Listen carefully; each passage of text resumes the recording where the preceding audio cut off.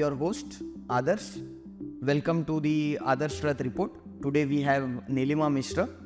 So Neelima Mishra is a climate advocate and expeditionist to the Arctic. She has done a master's in environmental policy from the University of Cambridge, and she's a Chevening scholar. She is an inspiring entrepreneur. She is the founder of Siba Green Solutions. She has few TED Talks, and I'll give you the link for you to see in the description.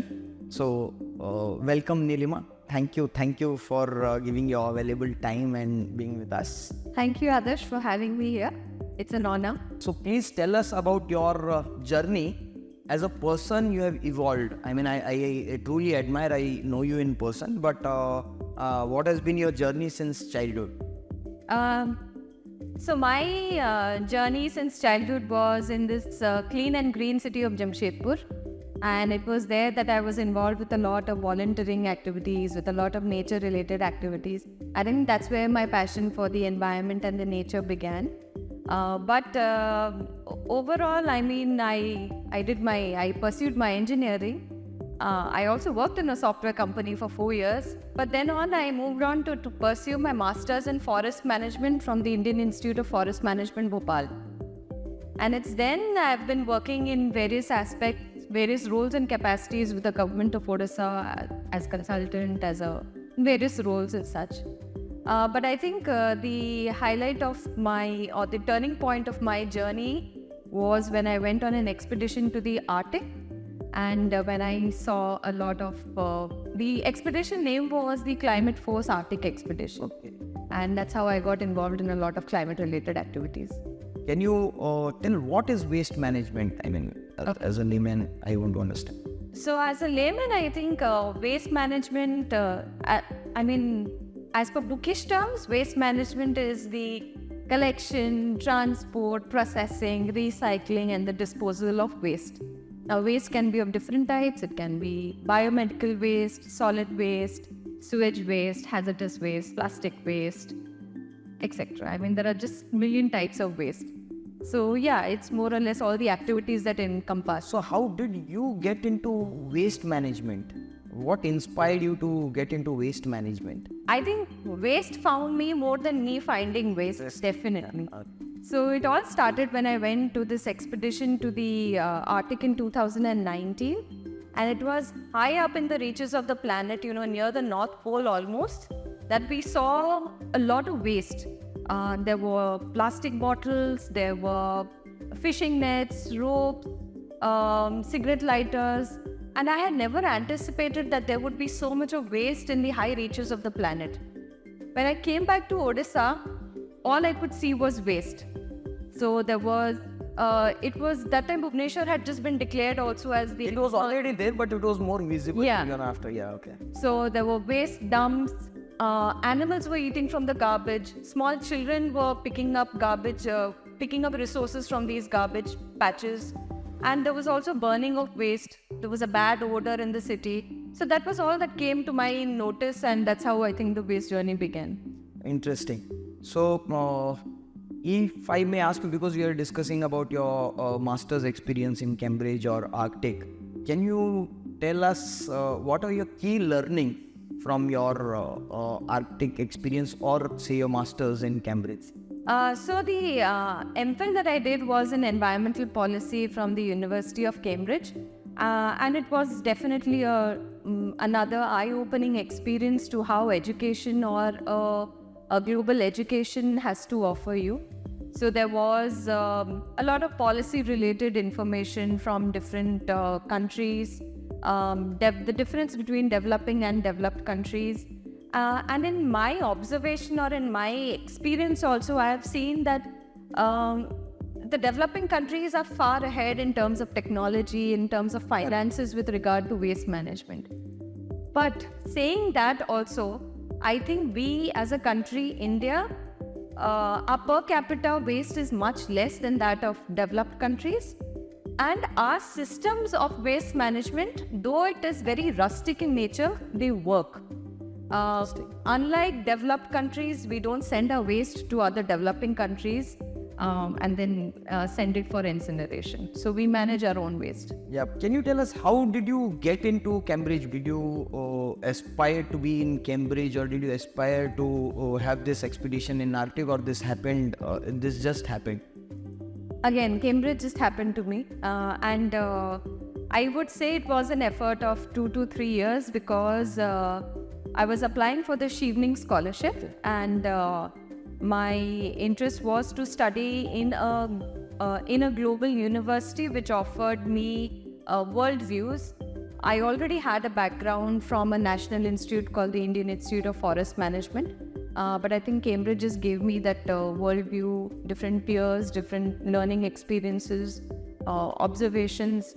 Why you did not pursue engineering further? Yeah, so I was working as a software engineer, but then after 4 years of working, I realized what I did not want to do. I didn't know what I wanted to do, but I realized I did not want to do this any further. I mean, I wanted to be more in a people-centric job where I would interact with people and humans or the nature on a daily basis and not just sit in a cubicle. So I always say that my journey has been a shift from the cubicles to the jungles. And that's how I think I've always, I like the current path that I'm currently with. No, interesting, because we are talking about waste management. So in the context of global waste management, what do you think are the basic challenges and opportunities for the entrepreneurs who actually want to work in this sector of waste management? I think as... we can first discuss about the challenges. Yeah. I think with regard to the challenges is what I would say, the challenges are plenty, the barriers are plenty, but the opportunities are more also with regard to, just because Correct. there are more there will be challenges, there will be Yeah. opportunities. But what do you think are the challenges? I think with regard to challenges, first I see is that a lack of professionals in this industry. Second is waste policies. I mean, are there more policies which are focused towards waste management? And the third, what I would say, is the technology and finance. These, I think, are some major challenges, and especially for developing countries more so. But with regard to the opportunities, I think they are immense, because as I said, I mean, how to waste to energy is one such big opportunity. Composting or vermicomposting is just another big opportunity. Recycling is a whole new industry completely altogether. E-waste, electronic waste is again a big opportunity. And I think the upcoming opportunity that I see is solar waste as a industry, because there's going to be a lot of panels which are going to be decommissioned. What happens to them? And packaging as an industry also is just another growing industry. This is really insightful. I think audience will actually connect to these. I mean, the young entrepreneurs or aspiring entrepreneurs will actually take away from this. Because you use this word composting, could you please elaborate what is composting? Okay, so composting is one of my favorite activities. Yeah, I've seen your TED talk and I love that about composting. I'll send the link, but still I want you to briefly tell. So we know what happens in a forest, right? So in a forest, there are dead leaves, twigs, branches that fall on the ground, and they decompose after, like, say, 5 months, 6 months, etc. So composting is just the natural process of decomposition, but in a closed environment. So in a tank or a pit, or in just in a closed kind of a structure mesh. And there are two types of composting. So aerobic and anaerobic. Aerobic is with oxygen, anaerobic is without oxygen. But more or less, composting is just the acceleration of decomposition, such that you are managing the wet waste and the bio waste and helping it degrade as fast as possible. That's all. It just follows the natural process of decomposition. So composting can only be done by the corporates or industries? Can it be done at a small scale or by group of people or at household level? Absolutely. I mean, composting can be done at an individual level, and I think that is one activity by which you can actually help the environment, because you're not contributing to the landfills. if you compost regularly in your apartment, in your society, in your housing area, that is one activity which does not cause carbon emissions. So you are helping the climate in a very earth-friendly way, definitely. You are not sending your wet waste for treatment. You are not sending your wet waste to the landfills. And whatever compost is being generated, you are using it within your own urban garden space, or using it within your own lawns, or just giving it to a tree. But do you think awareness is also a problem? Yeah. I think I'm missing that out, that awareness and behavioral change is just another challenge that is that is very important in this waste management sector. People don't know how to segregate their waste also. So there is wet, dry, sanitary waste. How should we segregate? Coming to numbers, I think there was a study done by Daily Dump. It's a pioneering organization in Bangalore. And they have found out that 60% of the waste that is generated in a household is organic waste, 20% is recyclable waste, 20% is reject or hazardous waste, and the remaining 10% waste should go to the landfill. So ideally in a household, 10% should go to the landfill. But what happens is 100% we give mixed waste and send it to the landfill. Somewhere I had read, this is a very sad situation with plastic. It seems is by 2050, the amount of plastic will be more than the fish population in the ocean, which is actually alarming. So at an individual level, what do you think we must do? I mean, what is your advice to the youth of the country or the state? What they should do to decrease the consumption of plastic or be aware about it? I think one thing I should make it clear is that I'm not anti-plastic. I'm against single-use plastic. Yes. Single-use plastic is stuff that is used just once and is thrown again and is thrown away. It cannot be recycled. It's not collected by the waste workers and all. So that is where the problem arises. What we as individuals can definitely do is reduce our single-use plastic by taking some very simple steps. When you go out to drink coconut water, don't use a straw. Just carry your own steel straw. Carry some steel cutleries along with you so that whenever you are having street food and all, then you can use that kind of cutlery. Carry your own bags along with you, cloth bags, or even just carry your own polythene bags that we bundle up at our homes so much. Correct. And collect all those things that we go to the market. Make an informed choice of places where we are going to eat food. If they serve in thermocol or styrofoam plates, just avoid it. I think these are some mindful things that one can do to reduce single-use plastic. Yeah, and if every individual, does this, I think it will have a bigger impact to the society. Definitely. Yeah. See, I've come across few interesting, inspiring stories. There's one girl from Kenya who's actually using plastic and mixing it with sand to make bricks. Yeah, that you must have heard that. I saw her story. I was inspired there. They use it in making roads and pavers, this thing. Of course, there are many experts that they say that abrasion is high, that will increase the amount of plastic in the environment. But there are few others. There's one guy from India. He's making sneakers. I mean, I think his name is Theli. Yeah, that also was inspiring. There's one guy from Africa. This is really interesting because he lost his family due to this mudslides in a part of Africa, and that was because he understood the root causes deforestation. Why deforestation? Because they wanted wood for making for the cooking purpose, and then so he started making this coconut briquettes. and that was inspiring. And see, the larger purpose is to reduce the mudslides. I mean, not just this, but this is a sustainable idea, I believe, because one is because this will directly go to the landfill. And this coconut, I mean, it cannot be used, so make briquettes, and then that can be used for cooking, and you don't have to cut the trees, so saving deforestation. So in fact, in Canada, there are two brothers, I think, who are actually using the skateboards and making amazing coffee tables and bowls and repurposing.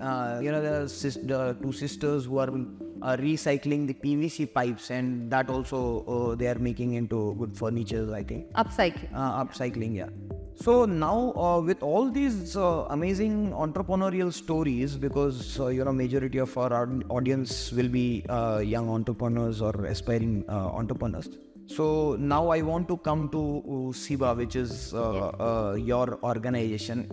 Please tell us about SIBA. How did it begin, and what was its inception? Okay. So we started SIBA in 2019 once I came back from my Arctic expedition, because I saw the amount of waste and that was very overwhelming. SIBA, the name SIBA is from this tree called Bombax Siba, and Bombax Siba is actually the tree of life in Mayan culture. That's how we gave our name SIBA Green Solutions. And of course, we have a lot of same old trees around our home, so for the lack of any creativity, we just saw the SIBA tree and this is very creative. So we named it as SIBA.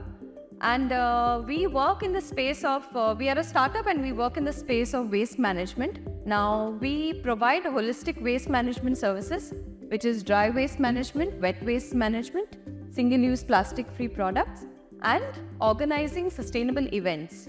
So these are the 4 offerings of our organization. By wet waste management, it is composting, and we provide in situ aerobic composting. That means on the premises, we offer composting services. We do not want you to transfer the wet waste to any place. The second is dry waste management. We have our latest initiative, which is called Recycle Pay. Thank you, Adarsh, for the name. Which is Recycle Pay, which is a free pickup dry waste collection service, which picks up paper, plastic, e-waste and metal from households and businesses.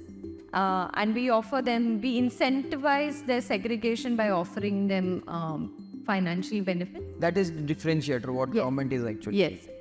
And the third is we have this e-commerce platform which offers single-use plastic-free products.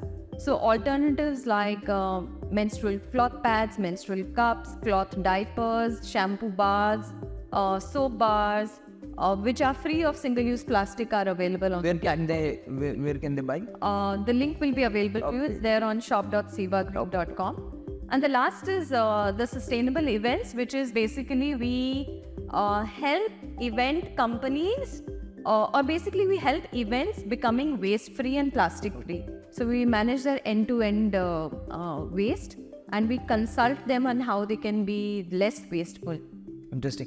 So please also tell us how it has made a positive impact in reducing waste or improving the sustainability. Okay. So as of now, we have had various projects, and there have been training and awareness programs in various schools, in various business houses. There have also been a few composting projects in a few universities and in a few government organizations as well. And also we are in talks with various government bodies to actually have waste-free events, which can be marathons, which can be sporting events, which can be even your tourism events as such. Okay. So yeah, there is a lot in the pipeline coming. India has a unique waste management landscape, which you mentioned in the beginning. But can you tell me what is the current state of waste management in India? So India generates around 62 million tons of waste every year, and out of which only 70% is treated and the rest 30% is sent to the landfills. We are also very unique in the terms that we have a huge shadow economy. That shadow economy is this informal network of kabadiwalas who are on the ground, and they actually help the municipality in recovering the resources from that waste. So they contribute a lot in keeping our cities clean, and they are a major stakeholders in this waste management system, and I think that is very unique to India.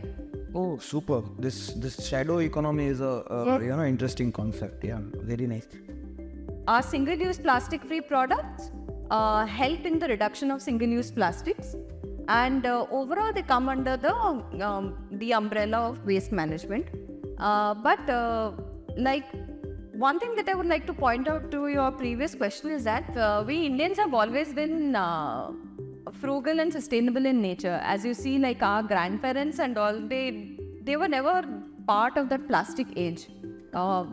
I mean, simple things like using a neem stick for toothbrushes, packing food in sal leaves, like meat and all to come in sal leaves, and just even hoarding a lot of stuff because it can be used at a later time. Correct. These were all practices that were actually earth-friendly in nature. And with this rapid urbanization and with the rapid increasing population, I think people are also looking for convenience, I think. Exactly. They want things easily, and and then they want to consume it fast. They don't want to struggle with these stuff. Yeah, it's called the throwaway culture. Okay. So you use and you throw. So that is contributing a lot towards the waste crisis. Yeah, this is also a challenge actually. Yeah. Yeah. So you spoke about Odisha. You are consulting Odisha government in certain capacity. See, I'm sure Odisha also has its own challenges. But can you tell us a few initiatives that the government has taken to address the waste management issue? Yeah, I think the waste crisis issue is also solving the waste crisis contributes to the Sustainable Development Goals also. Correct. SDGs. So yeah, contributes to the SDGs, be it SDG 13 climate action, or be it SDG 11, which is prosperous cities. What is SDG, if you can? You don't have to name all those, but what is SDG? I mean.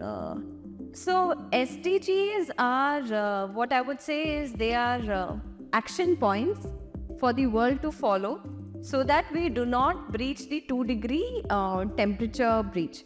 So if there are certain goals under each of these SDGs, which countries, developed countries and developing countries are supposed to follow and take pathways and take certain actions towards them.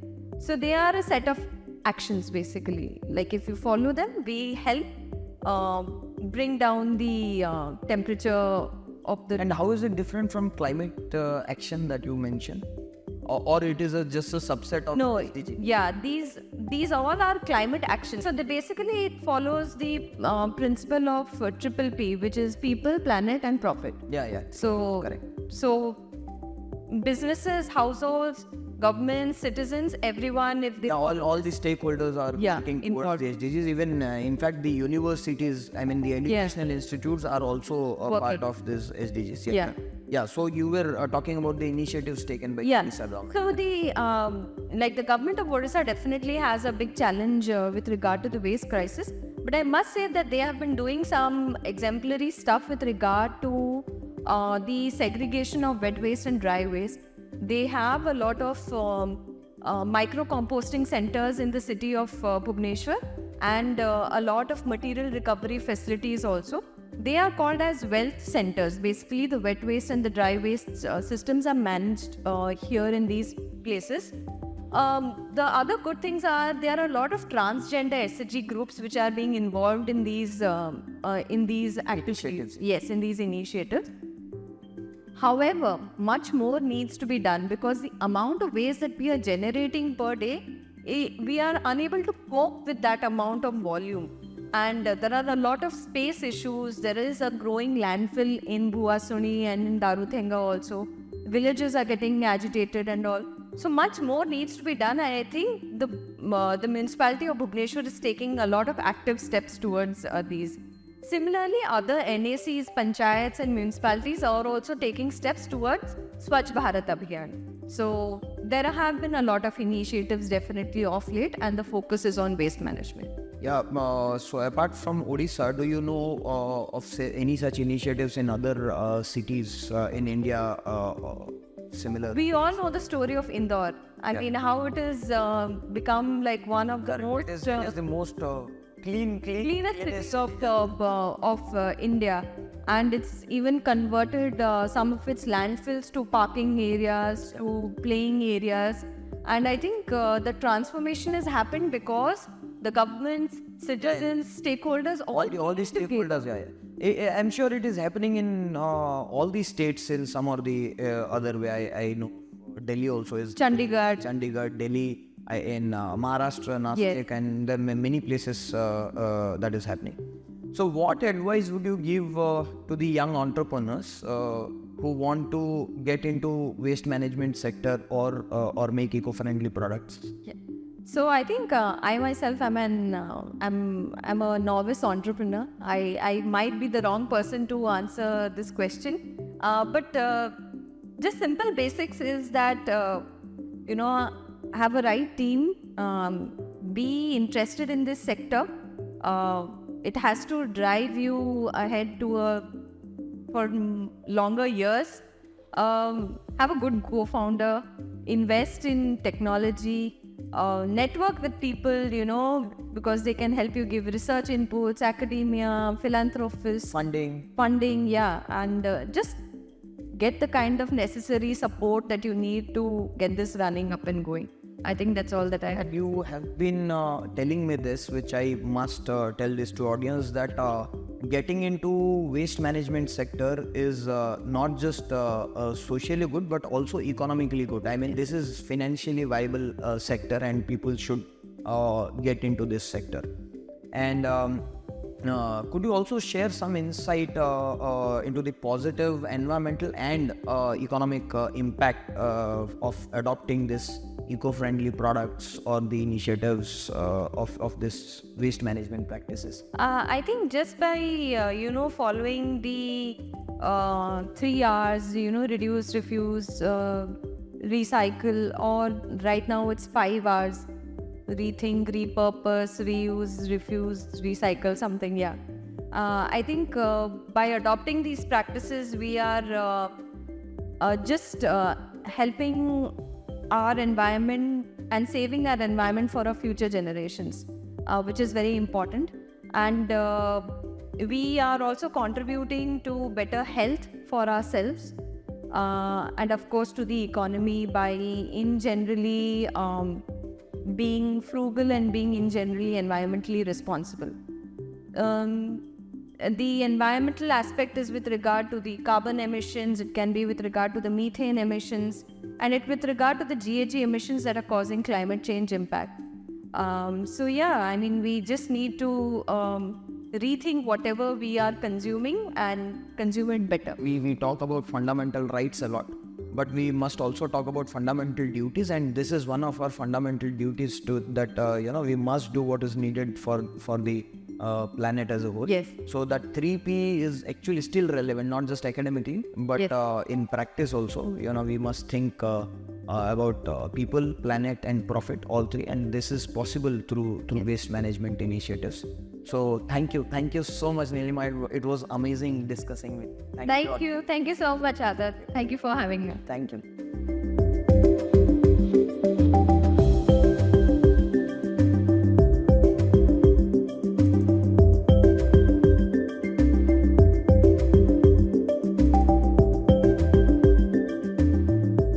I request you to stay tuned. Please do like and subscribe. Stay happy, stay healthy.